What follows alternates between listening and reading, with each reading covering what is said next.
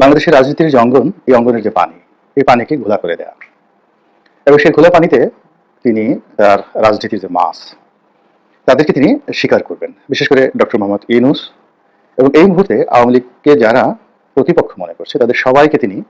ভারত এবং আমেরিকা এই দুটো রাষ্ট্রের কোপানলে ফেলবেন। এবং এরকম একটা মাস্টার প্ল্যান নিয়ে তিনি যে ঘোষণাটা দিয়েছিলেন নভেম্বর মাসের 10 তারিখে, এটিতে আপাত দৃষ্টিতে মনে হচ্ছে তিনি সফল হয়েছেন। এই যে অনেকে বলার চেষ্টা করছেন যে এটা একেবারে একটা কথার কথা, তিনি জাস্ট একটা টোক্কা দিলেন, কেউ বললেন যে এই কাজটা তার করা ঠিক হয়নি, আবার এখন অনেকে বলার চেষ্টা করছেন যে পুরো একেবারে ফ্লপ করেছে এবং তিনি যে চাল চেলেছেন সেটা সফল হয়নি, তার ডাকে একটা লোক সাড়া দেয়নি, কোনো লোক আসেনি, হাতে গোনা কয়েকজন লোক এসেছে। এবং এখানে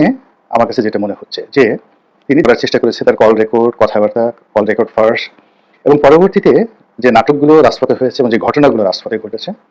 এগুলো আবার সময় মতো একেবারে ঝড়ের গতিতে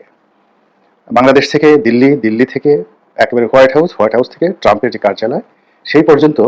পৌঁছে দিতে 1 ঘন্টার বেশি সময় লাগেনি। তাহলে বোঝার চেষ্টা করুন যে বাংলাদেশের সময় ছিলেন এবং সেই ছবি সেনাবাহিনীর কর্তা এবং পুলিশের কর্তার সহ সেই ছবিগুলো তোলা হলো, সামাজিক মাধ্যমে ছড়িয়ে পড়লো এবং এর অল্প কিছুক্ষণ পরেই এটাকে নিয়ে ভারতের সবচেয়ে নামকরা পত্রপত্রিকাগুলোতে ভীষণ রকম নেতিবাচক একটা রিপোর্ট আসলো সেনাবাহিনীর সম্পর্কে, ইউনূস সরকার সম্পর্কে, বাংলাদেশ সম্পর্কে। এবং এখানে যে বিষয়গুলো ইন্ডিয়া টুডের মতো পত্রিকা, যে যারা বাংলাদেশের নাগরিক এবং তারা মূলত ডোনাল্ড ট্রাম্পকে খুশি করার জন্য বা তার বিজয়ে আনন্দ প্রকাশ করার জন্য রাস্তায় নেমেছিল এবং তাদেরকে ঠিক সেইভাবে দমন করা হয়েছে, পীড়ন করা হয়েছে, পেটানো হয়েছে এবং গ্রেপ্তার করা হয়েছে। আর এই যে ভারতীয় মিডিয়ার যে কথাগুলো, ঠিক সেম কথাগুলো আমেরিকাতে পৌঁছে গিয়েছে এবং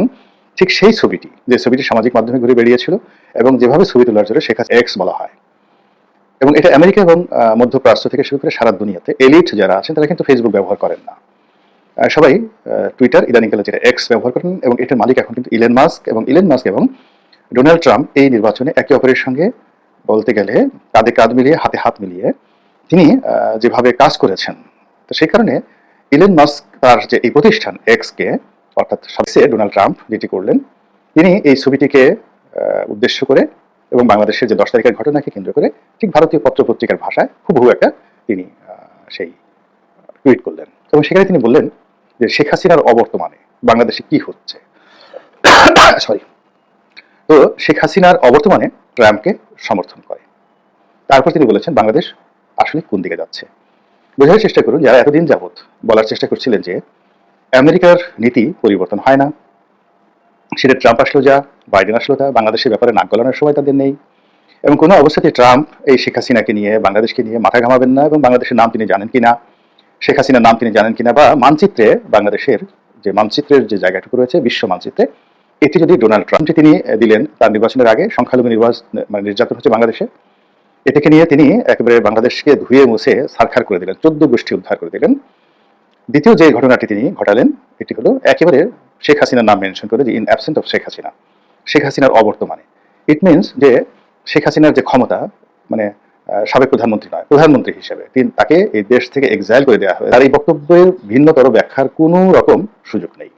অর্থাৎ ভারত যেটি বলেছে যে ভারত শেখ হাসিনাকে সাবেক প্রধানমন্ত্রী মনে করে, এটি কৌশলগত কারণে, কূটনৈতিক কারণে ভারত বলেছে। কিন্তু ডোনাল্ড ট্রাম্পের এই বক্তব্যটা যদি বিশ্লেষণ করেন তাহলে তিনি বলতে পারতেন যে শেখ হাসিনার লোকজনের উপর কেন নির্যাতন করা হচ্ছে,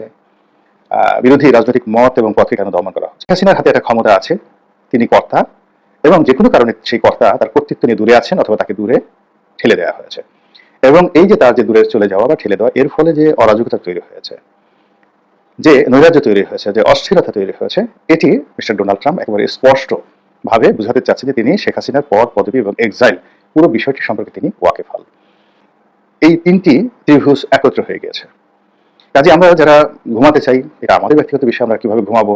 আমরা আমেরিকার এই হুমকি ধামকিকে অ্যাভয়েড করতে চাই, সেটা আমাদের বিষয়। কিন্তু নিচে নিচে, তলে তলে বা পর্দার অন্তরালে শেখ হাসিনাকে কেন্দ্র করে আমেরিকা এবং দিল্লি যে বিরাট একটা মাস্টার প্ল্যান প্রণয়ন করেছে, এবং সেই মাস্টার প্ল্যান অনুযায়ী তারা এই একটা এসিড টেস্ট প্রথম দিকে ঘটালো, এবং মিস্টার ডোনাল্ড ট্রাম্প এখনো ক্ষমতায় আসেননি, প্রেসিডেন্ট হিসেবে শপথ গ্রহণ করেননি, তার আগেই এই খেলাটা শুরু হলো,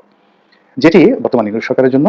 রীতিমতো, কিংবা সাংবাদিক মাসুদ কামাল তিনি নিজে রক্ষা পাবেন, কারণ আমরা ইদানিং নিরপেক্ষভাবে কথা বলার চেষ্টা করছি,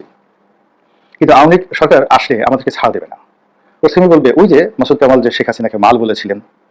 বা আমি যে শেখ হাসিনার বিরুদ্ধে লেখা লিখেছি, তাকে টিটকারি করেছি, তার শাসনামলের সমালোচনা করেছি, ওইগুলো অতীতের কর্মকাণ্ডগুলো সামনে এনে আমাদেরকেও কিন্তু অপদস্থ করা হবে। আমরা যে এখন নিরপেক্ষভাবে কথা বলছি বা এই সময়টাতে ঝুঁকি নিচ্ছি, কয়েকজনই তো, এই বাংলাদেশে আমি আছি, দেশের বাইরে মুফাসসিল ইসলাম আছেন, উনি বলছেন, আর এই মাসুদ কামাল সাহেব আছেন। আর অন্যদিকে নিরপেক্ষভাবে কথা বলছেন অনেকটা প্রো বিএনপি, কিন্তু বিএনপিকে সাপোর্ট করলেও তিনি বাস্তব জিনিসগুলো বলছেন, সেটা হলো সাংবাদিক শাহেদ আলম। তিনিও মোটামুটি নিরপেক্ষভাবে বলার চেষ্টা করেন, কিন্তু তিনি আওয়ামী লীগের পুনর্বাসন থেকে শুরু করে অন্য যে বিষয়গুলো রয়েছে রাজনীতি, এই বিষয়গুলোতে উনি ওনার মতামত প্রকাশ করেন।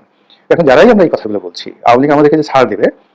বা দেবে না, এটা বাস্তব প্রমাণ হলো ধরুন এই যে মোস্তফা সরোয়ার ফারুকী, কিংবা ওই যে